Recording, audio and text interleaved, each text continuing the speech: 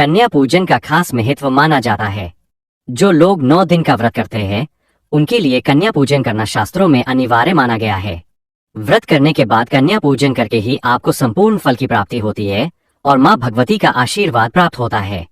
नवरात्रि में अष्टमी और नवमी तिथि को कन्या पूजन करने का विधान शास्त्रों में बताया गया है। कन्याओं को माँ भवानी का रूप माना जाता है।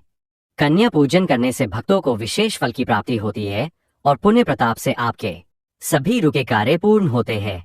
चैत्र नवरात्रि में इस बार अष्टमी और नवमी तिथि को लेकर कुछ उलझन है। नवरात्रि इस बार सिर्फ 8 दिन की है, इसलिए कन्या पूजन को लेकर लोगों के मन प्रश्न है कि कन्या पूजन कब और कैसे करना चाहिए।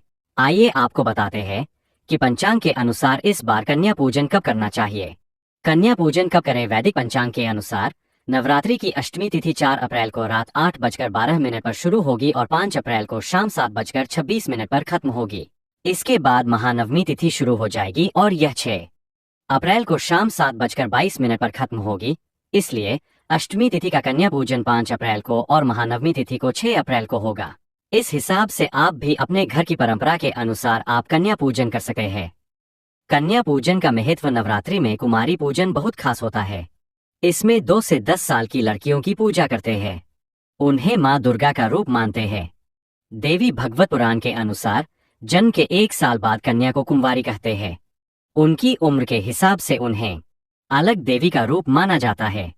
देवी भागवत पुराण में इसके बारे में बताया गया है। पुराण के अनुसार जन्म के 1 वर्ष बाद कन्या को कुंवारी कहा जाता है। उनकी उम्र के अनुसार उन्हें अलग अलग देवी के रूप में पूजा जाता है। नवरात्रि में कन्या पूजन कर उन्हें सम्मान देने से माँ दुर्गा की कृपा प्राप्त होती है और घर परिवार में सुख समृद्धि आती है। कन्याओं का सम्मान करने से देवी दुर्गा खुश होती है और परिवार में खुशहाली। दुर्गाष्टमी कब है?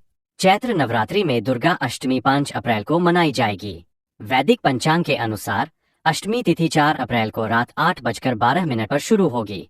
यह 5 अप्रैल को शाम 7:26 पर समाप्त होगी। इसलिए पंचांग के अनुसार उदयातिथि के अनुसार दुर्गा अष्टमी 5 अप्रैल को मनाई जाएगी। दुर्गाष्टमी का महत्व क्या है? दुर्गा अष्टमी के दिन मां महागौरी की पूजा का विधान है। पौराणिक मान्यता है कि इस दिन पूजा करने से घर में सुख शांति आती है, परिवार के सदस्यों के बीच प्रेम बढ़ता है और क्लेश दूर होता है। दुर्गा अष्टमी के दिन मां महागौरी की पूजा करने से मनुष्य को आरोग्य की प्राप्ति होती है। वहीं देवी महागौरी अपने भक्तों में शक्ति और सकारात्मक का संचार करती है। ब्रह्मा मुहूर्त में उठकर स्नान करें और माँ दुर्गा का ध्यान कर व्रत का संकल्प लें। फिर पूजा स्थान को साफ करें और माँ को फल फूल, धूप बत्ती और घी का दीपक जलाएं। दुर्गा सप्तशती और चालीसा का पाठ करें और अंत में माँ की आरती करें।